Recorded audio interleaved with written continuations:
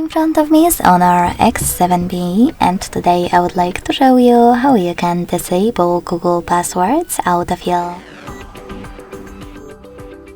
Begin by opening Settings and scrolling down to access Google. Then click on All Services. Hit Autofill. Autofill with Google, and this sweater next to Use Autofill with Google. So when I click, my sweater and all of those features turned gray. That means that autofill is off, but you can always turn it back on by tapping on the same sweater again.